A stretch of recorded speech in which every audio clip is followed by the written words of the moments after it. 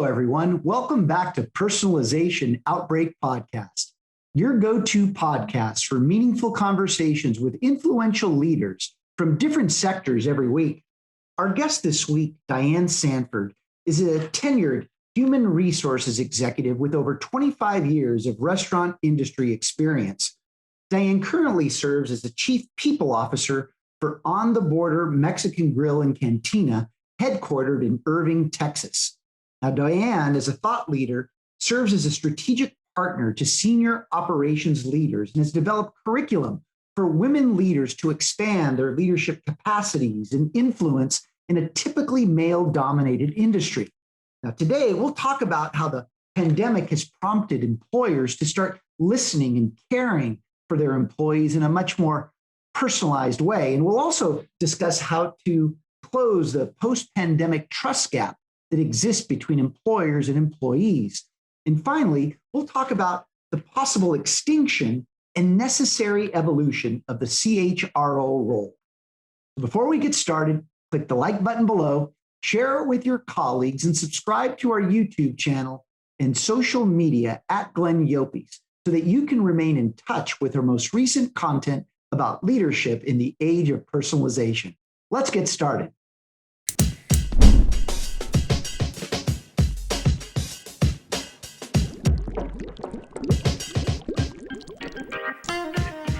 You are listening to Personalization Outbreak, a podcast about the collapse of traditional corporate standards in today's more personalized world.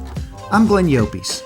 I'm a leadership strategist, author, contributor to Forbes, and founder of the Leadership in the Age of Personalization movement. On this show, I'm interviewing executives across multiple sectors to find out how the balance between standardization and personalization can exist. Diane, thank you so much and welcome to the show. Glenn, thank you so much. It's my pleasure to be here. So Diane, we like to get to know our guests on a personal level. And you shared with us or shared with me prior to the show that you find your most authentic self when you're with family and friends. Why? Now, before you answer, take it to another dimension. I mean, there's got to be a story here.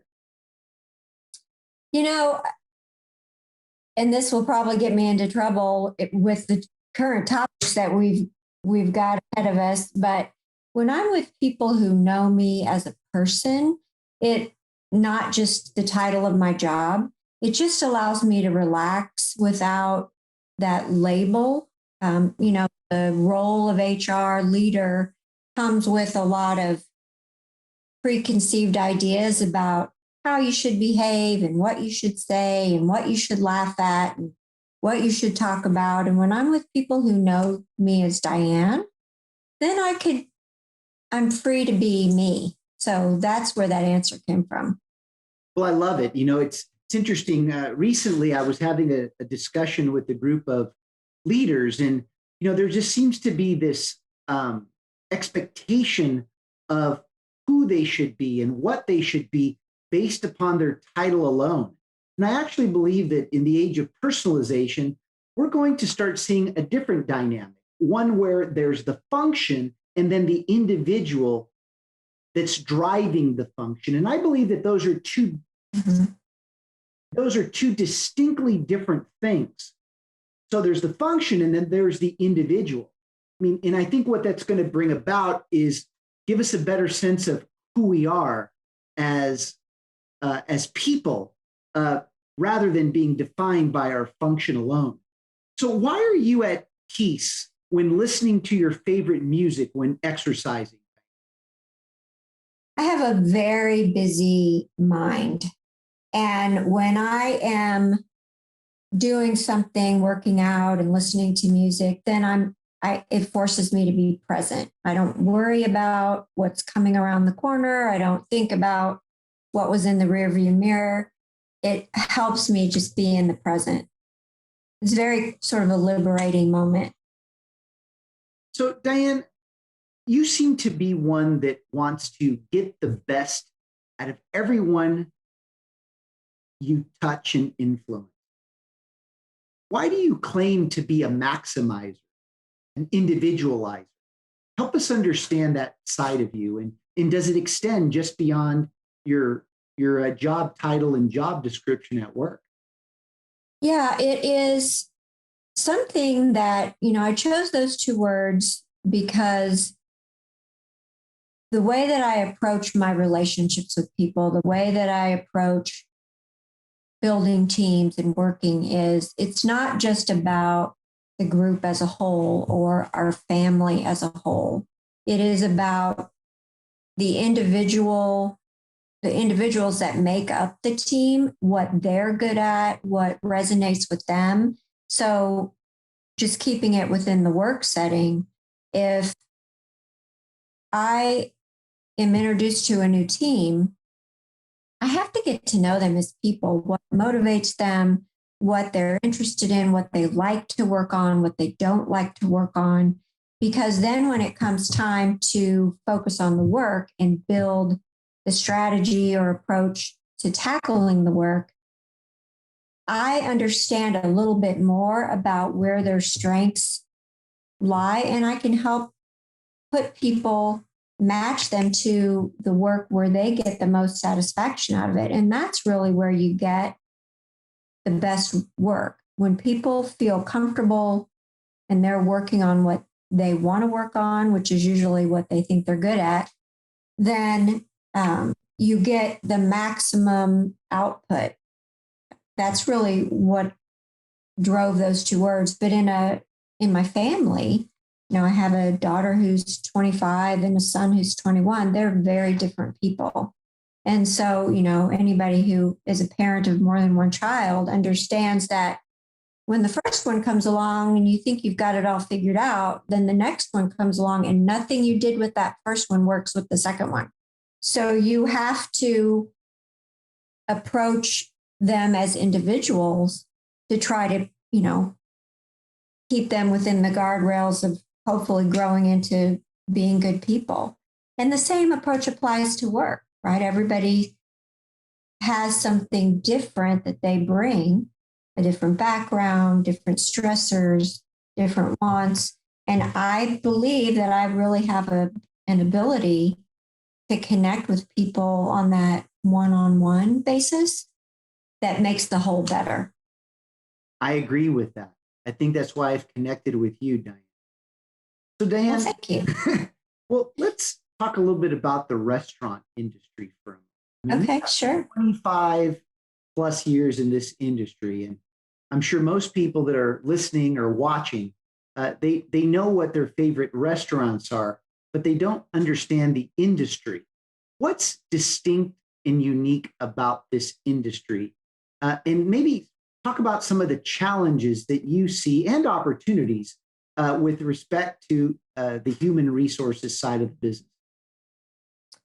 All right. Well, I'll try to be succinct and on point with this answer. The restaurant industry comes from a place of truly wanting to deliver a great experience. Not talking about the business side of it, but I'm talking about where this idea of serving others came from. And at the heart of all restaurant people, I truly believe, is a servant's heart with the desire to be the best part of someone's day. And so if you take that as the nucleus and then you wrap business around it, the tendency is it loses some of its heart, or it can. And so the restaurant brands or the mom and pops that have a certain energy about them where people enjoy working and enjoy eating, it's because of the culture. It's because of the environment that the owners or the employers have created and the connections they made with their employees, so their employees can feel free to make connections with the guest. The challenges with the industry has always been, from a business perspective, it operates on a very slim margin. The labor model has really not evolved very much in the last 50 or 60 years. If you look at kitchens and restaurants today, a lot of them look a lot like they did in the 60s and 70s. And so a lot of the challenges that legacy brands are having are really competing, leveraging technology to compete with some of the newer QSR, quick service restaurants where they're getting food in and out pretty quickly. What's getting lost there is the experience, right? You can interchange one brand for another. And so the hospitality industry in and of itself, what makes it special in my mind and why I've stayed in it for so long is because it's an opportunity to make a human connection and have an emotional experience. The industry as a whole has changed quite a bit just from the ownership model of most of our brands. They are cycling through different owners in a very short period of time, which challenges culture, challenges strategy. And then if you just look at the challenges today in the macro environment post pandemic or zombie apocalypse, as I like to call it, with the workforce expectations, the epiphany that people have had going through the pandemic about what's important and what's not. Our industry is hard. The work is hard. The hours are long. And we've got to come to terms with how are we going to attract talent in an industry where we may not be lining up completely with the new values that and the new expectations that people are having about work. So just so our guests know, you're the chief people officer at On the Border Mexican Grill and Cantina, and I know that when I visit Irving, Texas, that this is one of the places I automatically go to. The food is great. How do you think the culture has changed in restaurants today? Let's not call it post-pandemic because we're not there yet, but certainly coming out of the pandemic.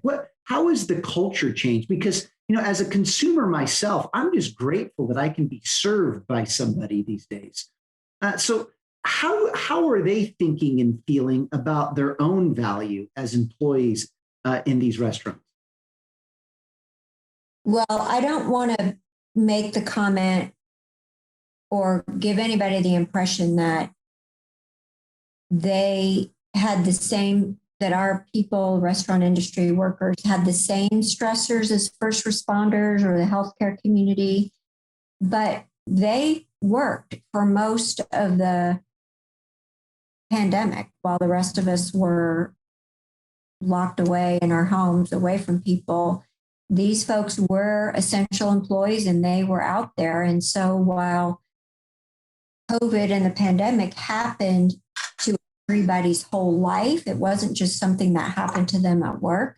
They were dealing with the same stress of trying to homeschool their kids or trying to find childcare or paying bills on reduced hours as everybody else. And yet they were going to work as well and serving guests. So I would say they're tired. They're a little crispy. They're a little overworked. And during the pandemic, the heart of it, I think they understood as a collective whole that the hard work and the extra effort was required for their company, not just On the Border, but for their company to survive. And I believe that we're hopeful that once the country reopened and things got a little more back to normal or more recognizable, that the stress of work would ease up a little bit and they would get back their work-life balance. And I don't think that has actually come to fruition. So they have also had changing experiences and reprioritized what's important to them. A lot of them are leaving our industry for 9-to-5 Monday through Friday jobs. I don't know if there are ever really any 9-to-5 jobs anymore, but more routine, expected schedules, consistent schedules that, don't change and where they don't work an open to a close every day. So I think the culture at the heart of it, inside restaurants, you've got hospitality workers and managers and people who live and breathe this work. And for many, it is truly a calling. I think they continue to want to give their guests a great escape or a great experience. I do think that they want their employers to understand what they've been through, support them in different ways. And some companies are stepping up to do that, and some are struggling to figure out how to do it. Diane, when you describe this, I mean, was this an opportunity for your organization and or for your peers and other chief people officers to step back and say, how do we get to know and see our employees as humans? I mean, clearly the pressures that have been on them. I mean, I have to believe that this maybe changed a little, maybe gave you some deeper thought or perspective around what more you can do for them as they were doing for the organization. I mean, what are your thoughts on that? Oh, 1,000% agree with you. I think it brought to light, I believe, more to our colleagues than I think HR leaders knew this. I think the tsunami of feeling and emotion and evidence that people needed another level of support that the COVID experience has provided has given people who do what I do an evidence-based example to go to their other colleagues and say, look, we need to do these other things. And so we really leaned in. I really leaned into listening and caring for our employees in a different way. And I'll give you a couple of examples. Before the pandemic, mental health and wellness, depression, drug use, suicide, all of that was a topic that, because I oversee benefits, I knew that people were dealing with a lot. Let me just say that.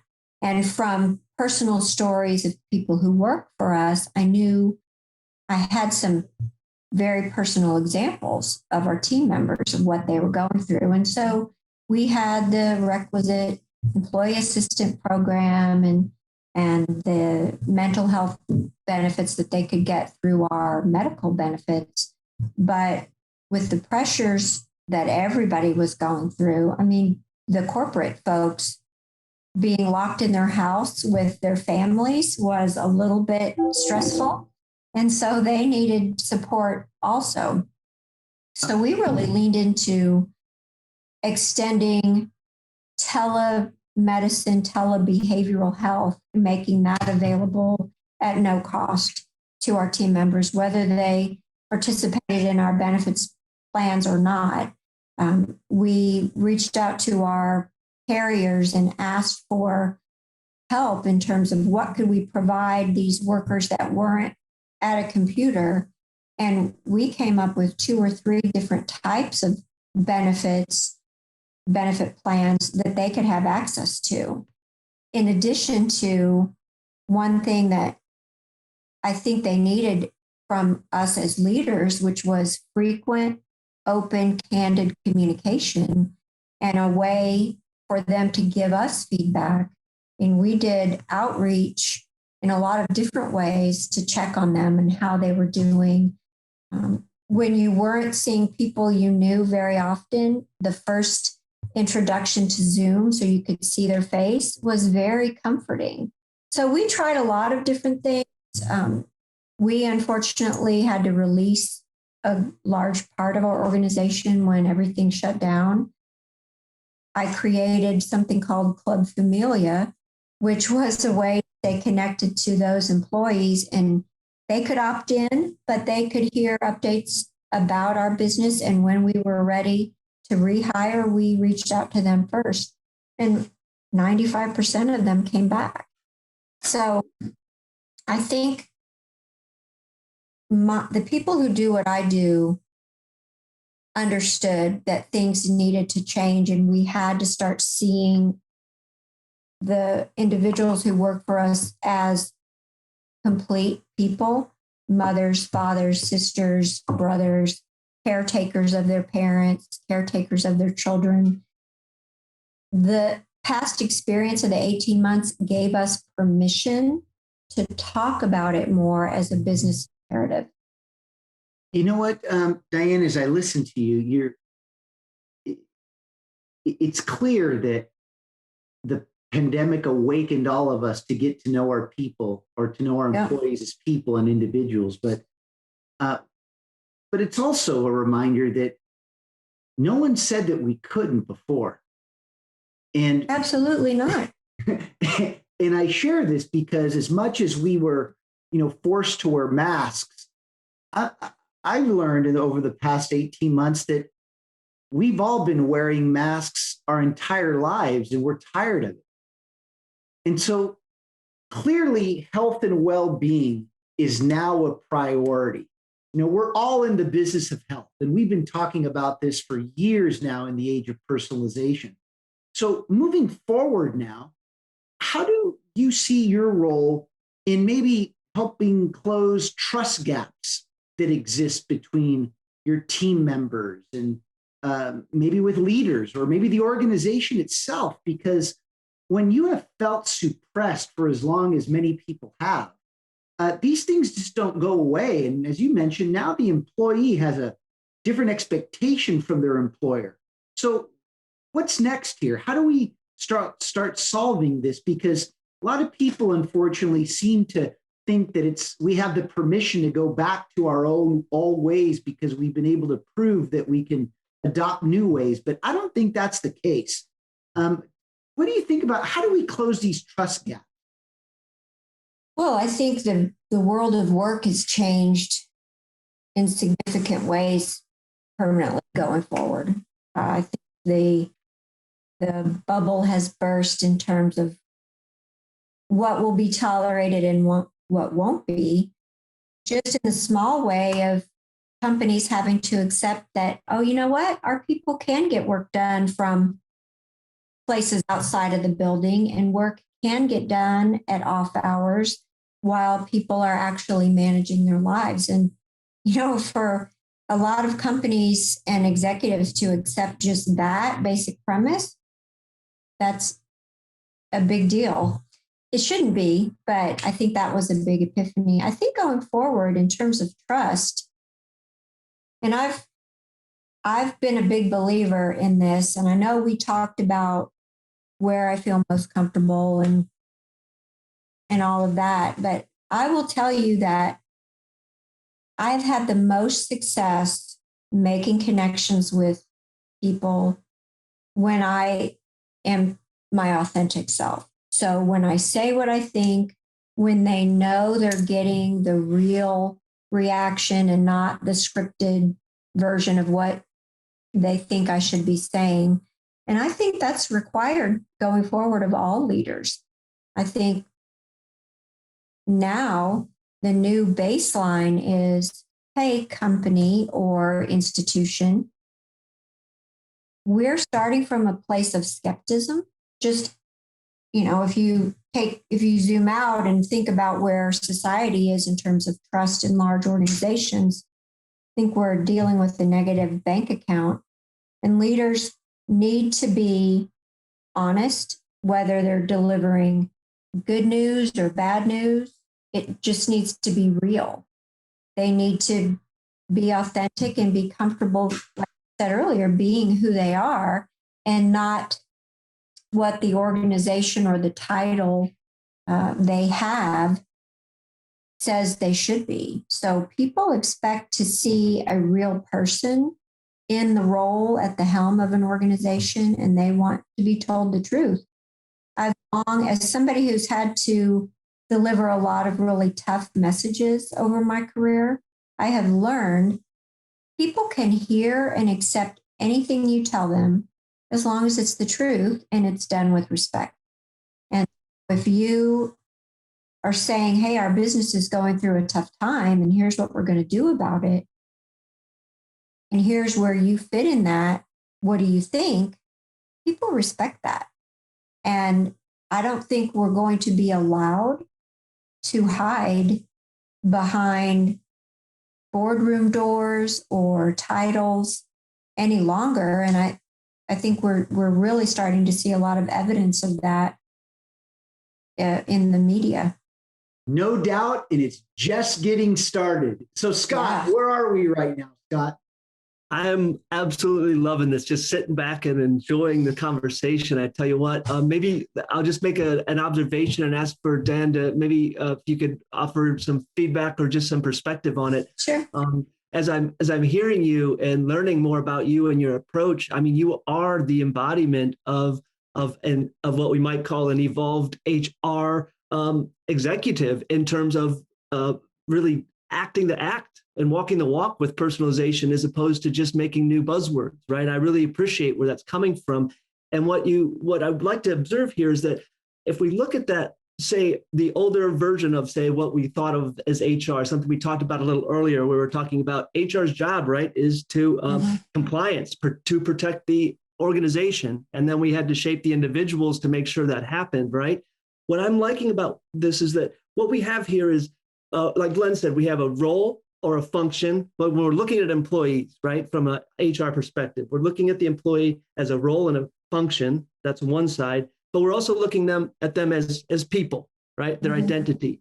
And the deal is, I think in that previous mode, what we were doing is we were shaving the person, the identity, to serve the function, right, that they were supposed to play. And in fact, what that did was it creates not a person, but it creates a persona. It creates, like Glenn was saying, the mask. And for me, I'm thinking if I'm kind of trapped in that system, the only way for me individually to succeed is to continue to shave parts of me and become more of this false persona that I'm supposed to behave like. What I'm liking from your perspective is that you're showing me that really already, and it seems like you've been doing this for a while, you've flipped that script.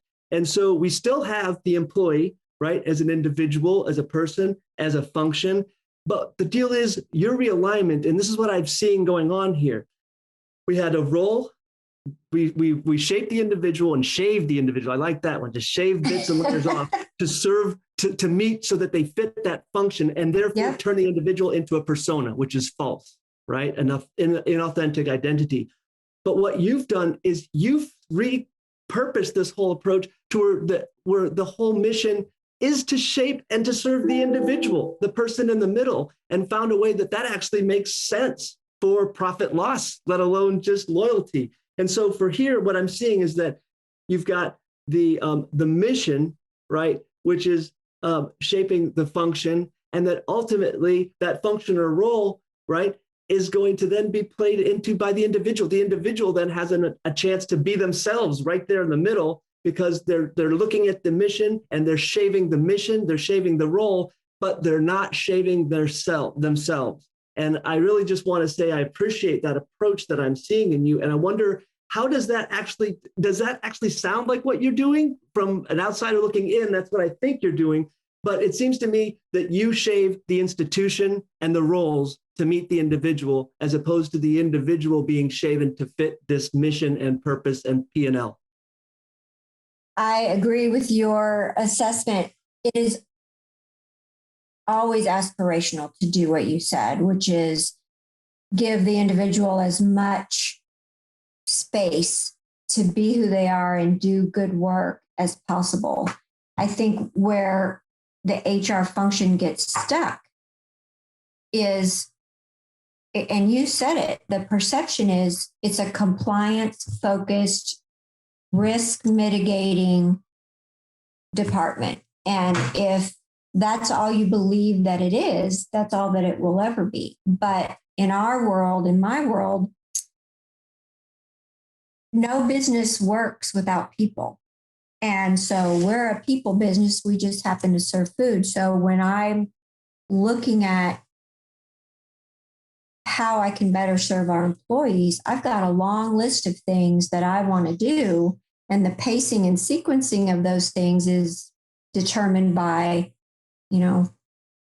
how much money we have to devote to it, how much time, and the prioritization of what we do and how it supports our strategy. So to the degree that we try to filter in everything we can in a year.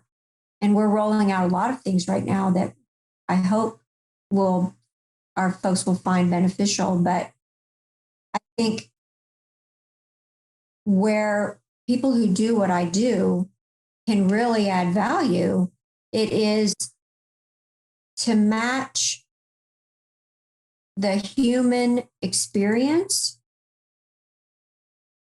in an environment that the goal of the organization and helps that person grow either professionally or personally along the journey for however long their two paths interconnect. I mean, I think the priorities should match, right? I want to grow as a person. I want to get this experience. I want to become better. And hopefully I can do that inside of an organization that wants me to achieve those goals. Well, on that point, Diane, I think what you're saying, and I'll make this perfectly clear to our audience, that you're essentially saying that, look, societal issues in business are indelibly linked.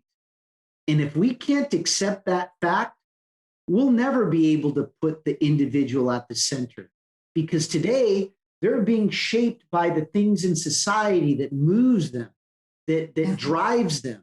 And yet there's a business component that we all have to be very respectful and mindful of. So what changes to this role, this HR executive role, that, forgive me, has historically been suppressed because you can't take a cost center approach to growth. It just doesn't work. But now that we recognize that there's this societal piece to business, what needs to change? Why does the function need to evolve and evolve fast? Because if we don't evolve, we'll become extinct. And if we want to stay relevant, competitive, then we're going to have to meet people where they're at in terms of the issues we support, the issues we choose to speak out on, the things we allow our employees or not allow. We have to respect that they're having their life experience. And if they're going to go to a protest or a demonstration or something, we've got to look at those things differently today. If they want to volunteer for something that maybe has a different mission than our organization, we've got to have a discussion about those things now. And it can't just be, you can't do that if you work here, because then they won't work with you. Exactly. We've got to evolve and meet society where society is going, or, we'll be the horse and buggy maker in a Cadillac showroom. It just won't work. Diane, I think what you said triggered something in Scott. And I'm going to repeat what you said, and I'm going to ask Scott to jump in. If the HR role that has been historically suppressed doesn't evolve, it will become extinct, Scott. And yet our businesses are driven by people. Scott, what's your reaction to that? I think it's brilliant, because it's one of the most empowering things any individual or team could ever hear. Because a lot of times we come into a company, an organization, whether it's a restaurant or a university or whatnot, that's been there for a bit and has a lot of ways that they do things, and they've been successful at it. And that's why you have a job, because they've been so successful at what they do. And so in many ways you come into that and you feel that you can't really play with that system too much, because you're just one person and this thing's been going on for a while.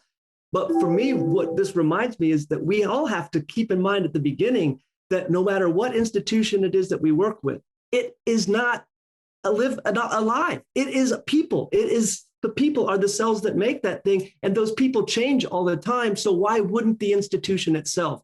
So for me, this comment that you're observing from Diane, it is empowering, and it is about non-extinction. It is about staving off extinction, because we're allowing for evolution, because we're making sure that people know that they are the institution, that the institution is created by people. It is therefore shaped and can be reshaped by people. And that's the only truth. The institution shaping people creates institutionalized people. Yeah. Powerful. So this takes us to this question I have for you, and we're going to start trying to wrap this up is, everyone keeps talking about the next generation. And as you know, in the early studies of the millennials, everybody thought that they could figure them out. And they were tired of being labeled. And in fact, I think everyone's tired of being labeled and put in Absolutely. categories. But one thing is clear is that Gen Z and millennials, they're just not going to assimilate because they think that that's the right thing to do. I mean, let's just be open here. Our generation, we got caught in the standardization trap and assimilated. Now we've grown out of that lesson that we've learned to recognize what it did to us. Don't you think that leaders today have an inherent responsibility of showing this next generation the way to navigate in a way that doesn't require assimilation? Because in the end, we've learned our lessons of stripping people of their identities, haven't we? I think we have to listen more to them first, and then show them some options, right? I think these are a bunch of really smart people coming up in Gen Z and the younger millennials, and they've got a point of view based on their experiences, and it is all relevant to the world as the world works today. And, our experiences are in the rearview mirror, shaped during very different times.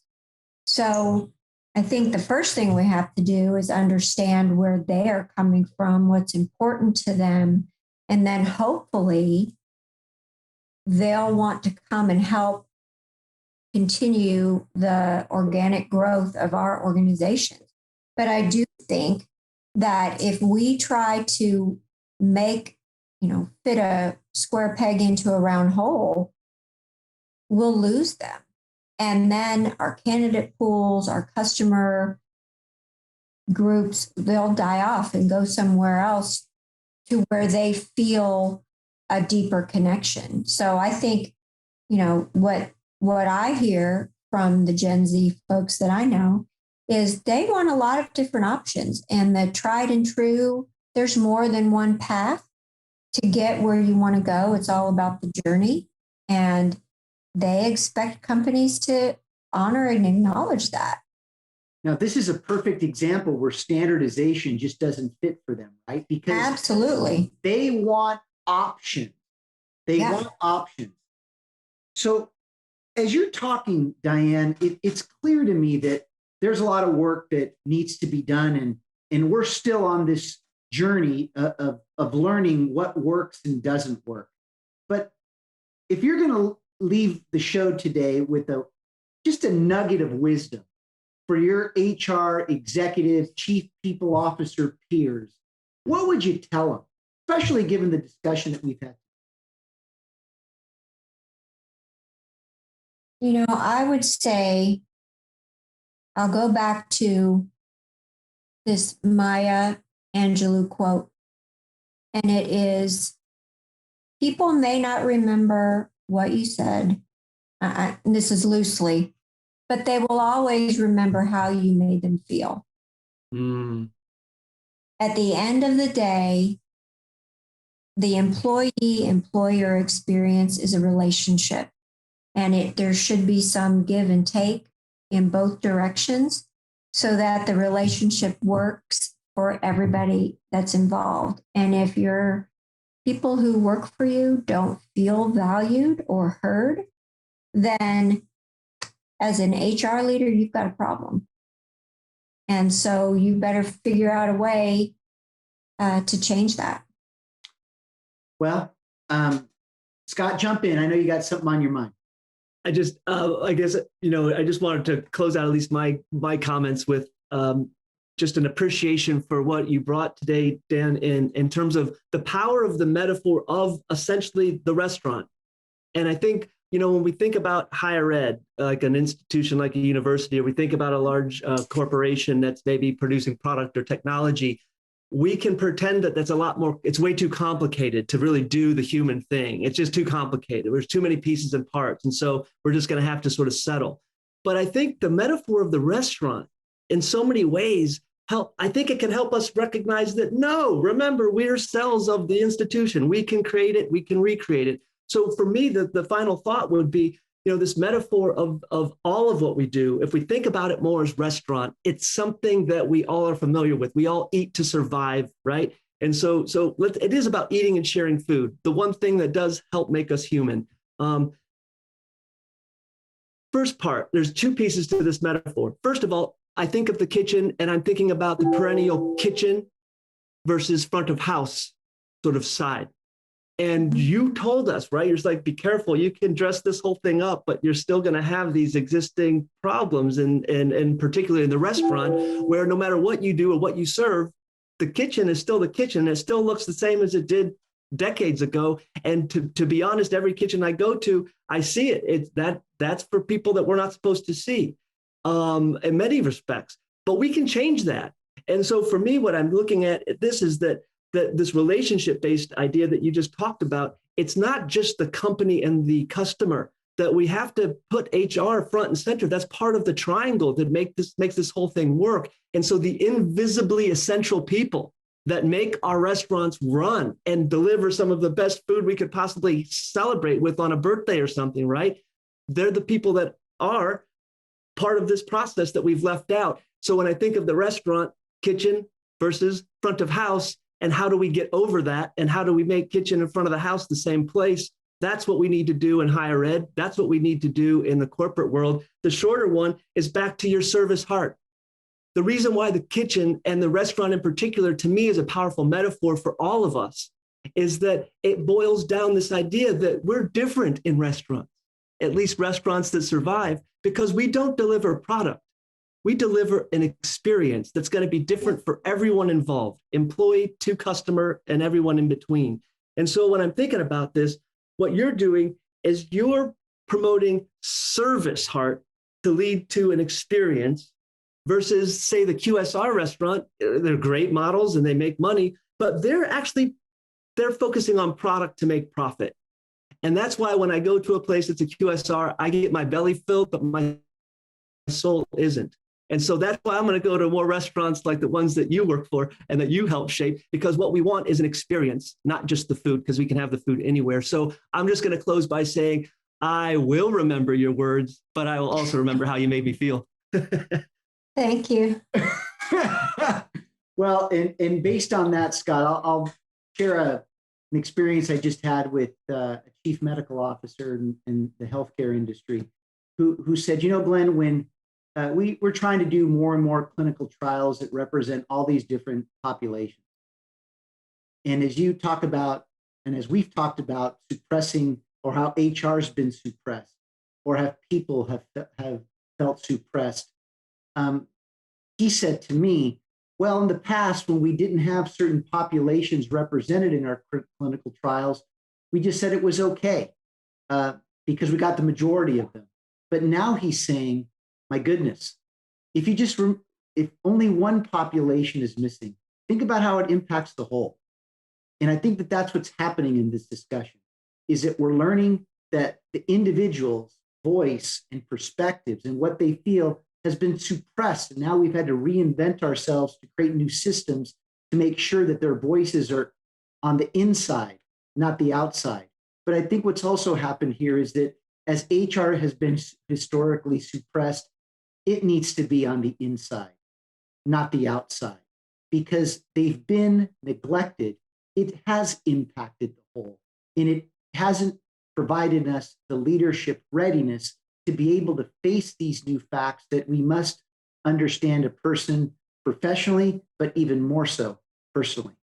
So with that, I'd like to thank you, Diane, for your commentary, your wisdom. very enlightening. And with that, when you lead in the age of personalization, as you should, you will see things that others don't, do what others won't, and keep pushing when prudence says quit. Diane, thank you very much. Thank you, Scott. Thanks for listening to Personalization Outbreak. Make sure to subscribe so you never miss a show. If you enjoyed the content, visit ageofpersonalization.com to check out our free streaming video series and learn how to get involved in the movement.